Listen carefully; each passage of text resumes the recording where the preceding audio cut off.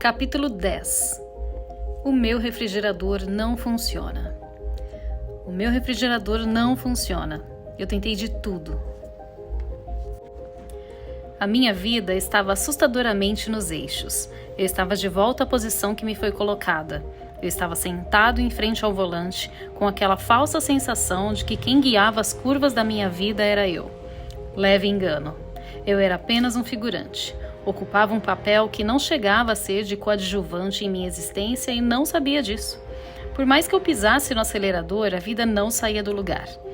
Havia a impressão de estar em movimento, de seguir um caminho feito por nós, mas era pura ilusão de ótica. O caminho ainda estava ali, à minha frente, pronto para ser desbravado. O problema era assumir que não havia saído do lugar.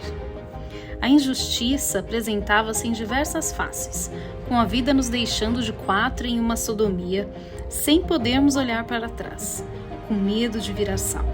Para os nossos irmãos moradores de rua, ela vinha como uma fome. Para os irmãos da favela, ela subia o morro de farda, fuzil e terno. Para os irmãos dos Andes, ela vinha em forma de espanhol, frio, de um vento cortante. E para mim, ela vinha como amanhã. Era acordar todos os dias com tesão, sabendo que só gozarei amanhã. Era a vida mais uma vez brecando os meus sonhos. A vida mais uma vez tirando o que poderia ser meu. Deixando-me deixar para trás os Andes. Era mais uma vez eu deixando o que eu tenho para viver, para sobreviver à dura e precária realidade do hoje. O país estava todo errado e mesmo assim o único errado era eu, que não escrevia o país com letra maiúscula. Os caminhões estavam parados por todo o país. Pessoas estavam desabastecidas, esperando um país com letras maiúsculas. Eram erros e mais erros, e mesmo assim parecia que todos os erros eram meus. Eram folhas jogadas em cima de mim. Eram correções a serem feitas, versões a serem salvas, palavras a serem mudadas, países a serem escritos com letras maiúsculas. Eram gritos na redação, eram gritos nas ruas, era o ódio disseminado nas redes sociais, eram dias difíceis, era apenas mais um dia dentro da redação. O dia acabava sem ainda ter acabado. Os minutos passavam mais rápido e as horas eram mais lentas. As pessoas ficavam horas e horas em filas, enquanto os minutos passavam e elas mal sabiam de seus lugares, dentro dos carros, alinhados uns atrás dos outros, virando esquinas, postos abarrotados, preços superfaturados. A gasolina estava em falta, mas a falta de respeito pelas causas e pelos consumidores estava presente no caos. E no caos habitava a notícia, aquela que estaria na tela da TV, que estaria escrita em 5 linhas em um portal de notícias, que estaria escrita em atualização, só que não era atualizada, que estamparia as manchetes dos jornais com uma foto enorme, letras grandes, país escrito com letra maiúscula, limpando a bunda do governo, reclamando de quem reclama, se movimentando contra quem se movimenta, garantindo assim a manutenção do caos, a manutenção da notícia e a manutenção do jornal. Comece a ler o que você entrega, dizia o editor, aquele cabaço que sentia o mesmo embrulho no estômago que eu sentia ao tentar ler o que eu escrevia. Palavras tortas que corroíam as minhas pálpebras, anuviavam as minhas íris e intoxicavam os meus pensamentos. Eu era um mensageiro do caos, só que assalariado. Ganhava para fazer a manutenção do caos. Tudo isso sem precisar fazer greve, sair gritando pelas ruas, fazer cartazes contra o governo e escrever sobre ele. Era só seguir o fluxo. Tentar ler o que eu escrevi e ignorar depois o que lia. Uma voz dizia: controle de solo para Major Tom. Eu já sabia que era hora de eu tomar minhas pílulas e colocar meu capacete. A ansiedade já batia na porta. Bala, doce, atração, cores, sensações e ilusões eram trocados pela fluoxetina, sertralina, lítio, diazepam, entre outros. As estrelas não estão mais tão diferentes hoje. Eu não estou mais na minha lata, bem acima do mundo, e mesmo que o planeta Terra continuasse a ser azul lá de cima, aqui ele continuava a ser sem cores, e não há nada que eu possa fazer. Era chegada a hora de parar. O remédio para o mundo começara a fazer efeito. Eu estava dentro da minha bolha e me sentia no meio da rua, de uma rua movimentada. As pessoas andavam em volta de mim, passavam sem me notarem. Passavam pelos moradores de rua dormindo nas calçadas sem notar. Passavam rápido. Passavam para entrar em seus carros, para se aglomerar um atrás dos outros, para buzinar, para falar mal, para brigar na fila, para esperar na fila. E quando chegar a sua vez, ver que ela passou. As pessoas ficavam mais rápidas ainda. Eu ficava mais lento. Me sentia bem parado, sem ser notado. Afinal, ninguém ligava para ninguém e não há nada que eu possa fazer. A vida tinha que seguir e não existia nada que ninguém pudesse fazer, a não ser sobreviver e tentar viver. Era andar e tentar não cair. Era ser escravo da rotina, dos pudores e não olhar o que está à sua volta. Sonhar e fingir que o seu desejo será realizado mesmo que você não tenha um pingo de esforço. Estava tudo tão corrido para mim que eu já não diferenciava mais as pessoas com quem eu trabalhava. Mesmo eu tendo voltado para a mesma redação onde eu trabalhei por anos e com as mesmas pessoas, para mim eram todas uma só, como os tantos Joãos que marcavam Mané Garrincha. O ponteiro do relógio estava cansado. Era para eu sair às 18 horas, mas em mais um dia de greve, eu e o relógio, que não funciona a gasolina, trabalhamos 3 horas a mais. Mesmo assim, era um alívio sair daquela redação com cara de hospício. Era bom saber que nem todos no mundo eram João. Sentir o frio de um final de noite de outono, sentir as ruas vazias, somente com pessoas esperando para abastecer, ver a luz brilhar no asfalto molhado de uma garoa fina transformando-se em uma lareira em plena cidade grande. Era preciso tentar chegar à minha casa para tentar recuperar o equilíbrio. Os meus passos pareciam começar a se perder naquela grande esteira chamada calçada, desafinando a sincronia entre os meus pés e as pegadas, tatuagens no concreto, marcas feitas e refeitas durante séculos que seguiam o trilho de blocos em fila indiana, que ativavam, entre tantas engrenagens dos senhores do engenho, das pessoas que escolhiam as nossas escolhas. Meus joelhos tentavam se dobrar e não sentia firmeza neles. Meu coração parecia acelerar, o ar parecia faltar e a visão me abandonar. O infinito que Selene me apresentou naquela noite, ou que Clara me trouxe com a esperança de ir para os Andes, havia desaparecido. Em seu lugar, o meu corpo e a minha mente se juntaram para pregar uma peça em mim. O meu refrigerador não funciona. Eu tentei de tudo, mas ele não funciona. Tudo que eu estava sentindo na carne eram apenas coisas da minha mente. Excessos de crise, apenas doses e mais doses de ansiedade. Apenas uma peça fora da engrenagem. Era apenas um refrigerador que não funciona. Talvez uma peça que não fizesse mais o mundo rodar. A cada passo era como se eu estivesse me dissolvendo na calçada, enquanto as pessoas de bem tentavam ser pessoas de bens. Que passavam, seguiam seu caminho marcando por um rastro de milho. Eram pessoas transformadas em máquinas e sobrevivendo no automático, enquanto eu escorri em direção à sarjeta, uma espécie de limbo natural para aquelas pessoas desgastadas que não fazem mais a engrenagem rodar. Com os meus dentes gastos para continuar o trabalho, encontro a sarjeta de casa, encontro o meu refúgio, o meu esconderijo contra a insanidade babilônica que imperava da porta para fora. Eu encontrava o meu conforto da cama de Lola e Arnold. Cantando a nossa música, eu tentava a noite toda e eles me tentavam. Naquela cama eu estava bem, eu estava leve, eu ficava suado, eu causava suor. Éramos Nero colocando fogo em Roma. Arnold e eu bebíamos a fonte de Lola, de seu néctar, de sua flor, de sua vagina. Ficávamos embriagados com o seu sabor, com sua cintura, com seus movimentos pélvicos. Como éramos levados para dentro dela, sendo levados pela sua maré, pelo seu canto de sereia, como uma ninfa nos chamando para nadar em seu lago, para sermos dominados, nos devorando por cima, sendo dominada de 4 para deixarmos as nossas digitais em sua pele, para deixarmos o nosso sangue em suas unhas, para sermos guiados de coleira, esperando-a, esperando um gesto, uma ordem, um beijo, um toque. Lola deixava claro quem ela era naquele quarto. Ela era Roma, e nós os escravos do seu sexo, implorando sua pele pelos molhados. Jorrávamos o nosso líquido em seu corpo como se fôssemos gasolina. Colocávamos fogo em seu corpo de dentro para fora e de fora para dentro. Colocávamos fogo em Roma. A cama era calçada suja. onde eu me ajeitava entre as lajotas empoeiradas, sujava meu cabelo e minhas costas e me sentia confortável para assistir à apresentação psicodélica noturna das estrelas. Em contraste à escuridão da noite, adentrando pelos meus olhos, passando pela minha mente e mergulhando no profundo do meu interior, habitando um pouco em mim, me deixando com um gosto do infinito na boca.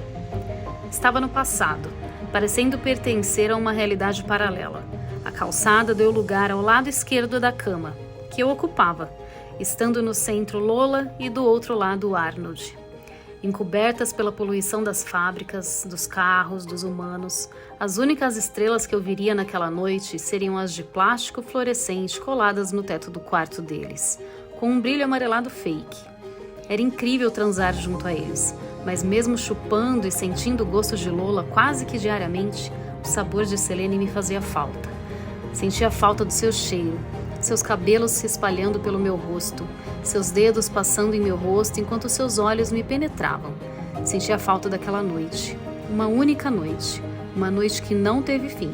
Simplesmente sinto falta de Selene, de olhar para ela, de ser o seu alvo, de ser o seu dardo. Sinto falta do que aconteceu e sinto falta do que não aconteceu. Apenas sinto a sua falta. Capítulo 11. O mundo dando voltas na vida. Vamos festejar a inveja, a intolerância e a incompreensão. Vamos festejar a violência e esquecer a nossa gente, que trabalhou honestamente a vida inteira e agora não tem mais direito a nada. Vamos celebrar a aberração de toda a nossa falta de bom senso, nosso descaso por educação. Vamos celebrar o horror de tudo isso, com festa, velório e caixão. Está tudo morto e enterrado agora, já que também podemos celebrar a estupidez de quem cantou essa canção. Que seja instalada a anarquia. Não obedeça a ninguém. Não siga ordens, leis e não aceite nenhuma verdade além da sua. Não aceite olhar para o espelho e ver outro reflexo a não ser o seu. Não seja ninguém a não ser você mesmo. Não ouça o presidente. Não ouça sua mãe. Não aceite o que a sua família fala, o que o seu professor fala. Apenas não aceite. Eu não podia mais aceitar as verdades vindas antes de eu nascer. Eu não podia aceitar ver as pessoas notarem que os ponteiros de seus relógios estão parados somente quando já estão dentro do vagão do metrô. Chega a ser bizarro quão comum esse tipo de conduta é no mundo atual. As pessoas andam por aí ligadas no automático, apertando porcas e parafusos sem saberem o porquê fazem isso. Eu não posso aceitar que a dor de nascer, respirar e viver seja apenas para eu ser mais um em pé disputando espaço com outras tantas pessoas que levantam às 6 da manhã, rolando da cama para o banheiro, escovando os dentes, tomando banho, arrumando o cabelo, procurando sua melhor roupa em seu guarda-roupa e lavando o rosto para disfarçar as suas rotinas. Desde pequeno, lemos no quadro que 2 mais 2 são 4, mas para mim a soma é 5, 6, o infinito. Eu só não posso aceitar o que me é cômodo aceitar. Aquele blá blá blá de que as coisas são como devem ser e que não há nada que eu possa fazer para mudá-las. Aceitar que as coisas são absolutas é o primeiro passo para não mudar. Eu faço o meu resultado, a minha matemática. Acima de tudo, eu faço por mim. Eu escrevi umas linhas que foram publicadas nesta manhã, linhas retas de uma sociedade torta. Escrevi sobre uma menina de 25 anos que para muitas pessoas de sua idade não produzia, apenas reproduzia o que lhe foi ensinado. Ela gostava de usar vestidos floridos, apenas isso. Não eram vestidos ousados nem conservadores. Eram na altura de seus joelhos, mas eles despertavam o que não era para ser despertado, o que não poderia ser concebido. A sociedade machista e a sua crueldade com as mulheres, a culpa poderia estar nos seus vestidos vagabundos? Por que não? Não aguentavam serem puxados sem se rasgar. Absolutamente, eles não as protegiam de nada, muito menos dos olhares e pensamentos masculinos, alimentados pelas curvas de sua panturrilha, pela palidez da sua pele e pela gola V que a ajudava a dar um formato no seu decote. Cansada de carregar uma culpa que não era sua, cansada de não sentir mais nada por tantos estupros, ela queria voltar a viver, queria sentir. A navalha abriu o caminho para a pavimentação de sangue. Ela estava trancada no banheiro de sua casa. Ela estava com seus pulsos cortados na vertical de forma profunda, enquanto o sangue espalhava o seu tom de vermelho pelos azulejos do banheiro. A dor a conduzia de volta à vida. Se eu pudesse sentir tudo isso que estou sentindo agora, eu teria me cortado antes. Mas agora, tudo ficou para trás. Os meus vestidos rasgados, aqueles olhares malditos que me perseguiam, aqueles toques que sujavam a alma. Agora, tudo parece ficar para trás. Escreveu a menina em seu bilhete. O papel úmido, a letra tremida e a péssima caligrafia não foram capazes de esconder o sentimento de liberdade que ela sentia ao se cortar. Eu sempre pensei que me sentiria tão viva quando eu me aproximasse da morte. Ao cortar os meus pulsos, eu cortei também os elos que me prendiam às obrigações. Eu sei que estou morrendo, mas é bom voltar a sentir vontades, mesmo que isso seja por pouco tempo. Terminou assim o seu bilhete, sem se desculpar por fazer o que teve vontade, sem se culpar por ser vítima da vontade dos outros. A jovem, a mulher, agora havia se tornado mais um número de algumas entre tantas estatísticas da sociedade. Era mais uma mulher a entrar para a estatística. Era apenas mais uma mulher a sofrer por ser bela, jovem, atraente, enfim, por ser mulher. Era apenas mais uma mulher a ser perseguida por outras mulheres, pela simples realidade de ser mulher. Era apenas mais um ser humano a ser perseguido por seres de sua própria espécie. Por não se enquadrar nos moldes dos bons costumes, por não se portar como uma moça de família ou dona de casa. Era apenas mais uma peça triturada pela própria engrenagem. Era apenas sangue que havia escorrido pelo ralo e estampado as páginas dos jornais. Era mais um final de dia, mas parecia o começo. Uma forte indignação passou a tomar conta de mim. O sol estava se pondo, se escondendo atrás das nuvens, do escuro, do tapete das estrelas, da lua cheia e prateada. Ele se guardava para o seu nascer amanhã, mesmo não tendo a certeza do amanhã. Ele, que antes cedera o seu espaço para as estrelas e a lua, hoje dá lugar à poluição que deixa a escuridão fosca, dando uma aparência mais suja às ruas das grandes metrópoles, que por sua vez já são sujas, com os ratos começando a ter coragem de dar as caras após uma madrugada de trabalho. A angústia começava a tomar conta de mim. Eu abria e fechava os olhos, eu apertava o gatilho, enquanto minhas mãos tremiam. Eu era a arma, a bala, a munição. Eu era o atirador e o alvo. Eu me descarregava contra o mundo, eu disparava. Passava entre as pessoas como se perfurasse um a um. Atravessando-os, eu não desviava, apenas olhava para frente, forte. Eu ia enquanto o mundo vinha. Eu insistia, ricocheteava, como uma bala perdida. Atravessando paredes, deixando meus rombos como rastros. Eu era o tiro. Eu queria ser o tiro na cara da hipocrisia. Eu queria cheirar e ser cheirado. Eu voltava ao pó antes da hora. Eu gostava de cair nos braços de Morfeu. Eu precisava dele. Eu precisava injetar, lubrificar as minhas veias, lubrificar a engrenagem e girar. Eu a girava e ela me girava.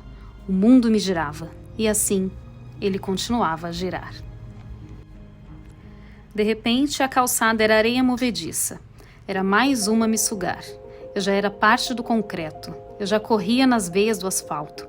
Eu já me injetava. Como eu quero injetar? As minhas mãos e os meus pés tremiam. Era tipografia torta nas páginas do jornal e eu engatinhava por colunas, boxes, notas, manchetes e artigos. Eu escrevia o que era lido. Eu era lido por quem eu escrevia.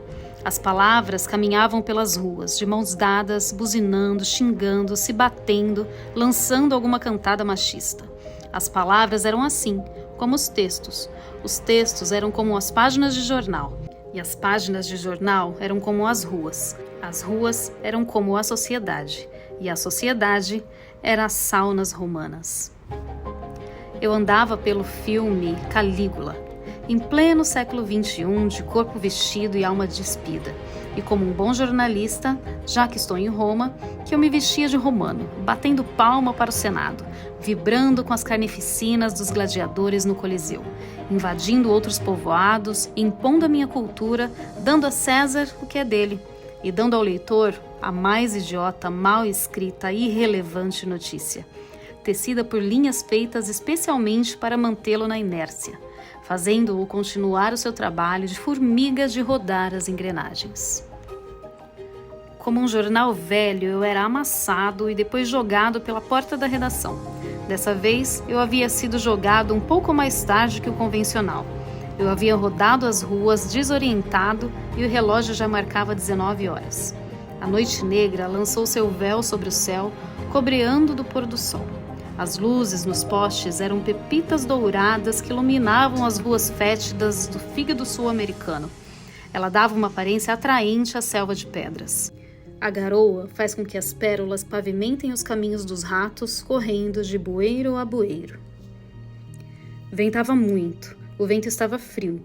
O vento me carregava de forma rasteira ao caminho de casa. Como o vento, eu levantava a poeira da qual sou feito, a mesma poeira de que a minha casa também é feita. A minha casa é Selene, e eu estava muito tempo desabrigado. Daquela casa, daquela noite, desde aquele despertar, sem saber se Selene existia ou se tinha sido apenas um sonho.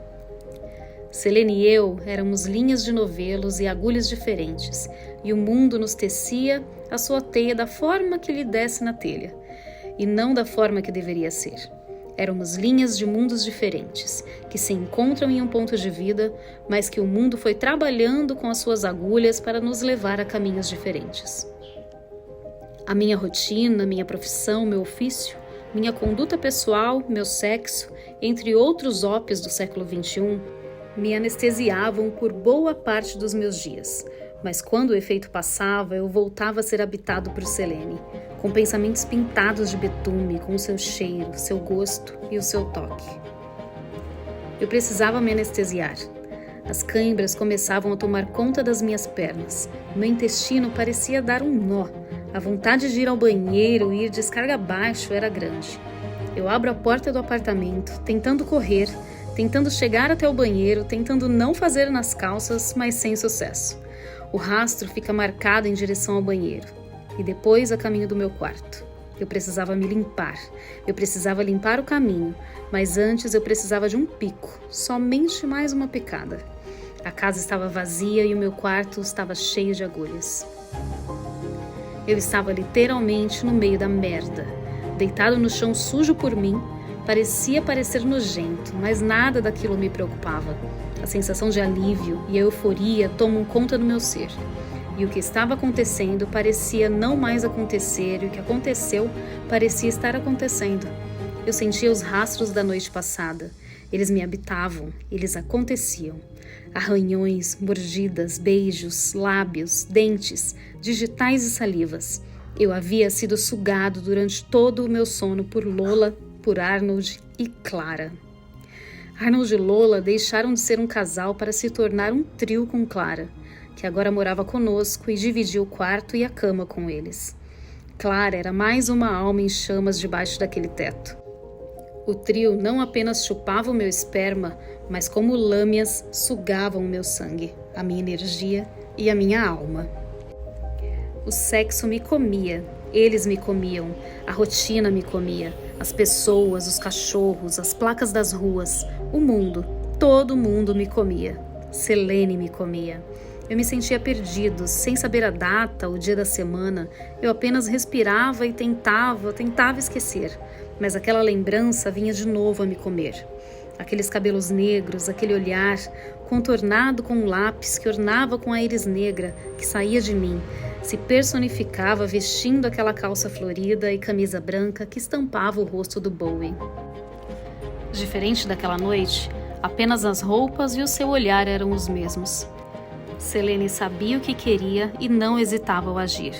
De forma insinuante, ela se inclinou em minha direção, caminhando de quatro pela cama com o andar de felina. De frente para sua presa, ela tirou a sua camisa. Os seios abriram uma estrada para que eu cruzasse o seu corpo, me dando passagem e me guiando por onde ela queria em seu corpo. Naquela hora, Selene deixava de me devorar por dentro para me comer por fora.